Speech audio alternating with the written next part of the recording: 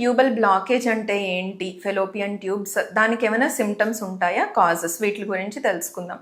Hello అండి, నేను doctor Soumya, consultant 49 fertility centre, Rajahmundry branch. First and foremost, bilateral tubal block or unilateral tubal block ఏమైనా symptoms ఉంటాయా అంటే most of the కేసెస్లో సైలెంట్గానే ఉంటుందండి. మనకి ఏమీ సిమ్టమ్స్ ఉండవు ట్యూబ్స్ బ్లాక్ అయినప్పుడు.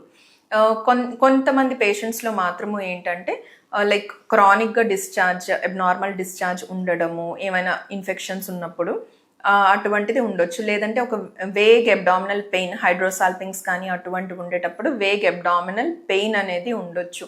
ఇలాగా కొంతమంది పేషెంట్స్లో మనం పికప్ చేయొచ్చు. ఎవరైనా ఇన్సిడెంటల్గా అల్ట్రాసౌండ్ అలా చేయించుకునేటప్పుడు ఆ అల్ట్రాసౌండ్ స్కాన్లో హైడ్రోసాల్పింగ్స్ అని అటువంటిది ఏదైనా ఉన్నప్పుడు కూడాను ట్యూబ్స్ అనేది బ్లాక్ అయ్యేదానికి ఛాన్సెస్ అనేవి ఎక్కువగా ఉంటాయి అన్నమాట. ఇవి మోస్ట్ ఆఫ్ ద సిమ్టమ్స్ అనుకోవడానికి ఇవన్నమాట.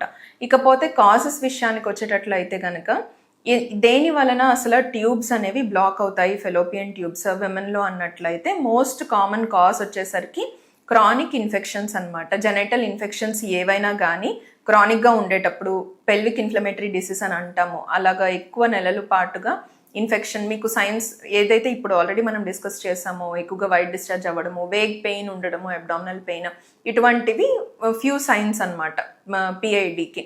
నెక్స్ట్ వచ్చేసరికి పెల్విక్ ట్యూబర్క్లోసిస్ అనమాట. ఇంకొక కండిషన్ ఏదైతే ఉందో పెల్విక్ ట్యూబర్క్లోసిస్లో కూడాను మనకి ట్యూబల్ బ్లాక్ అనేది ఉండేదానికి ఛాన్సెస్ ఎక్కువ ఉంటుంది.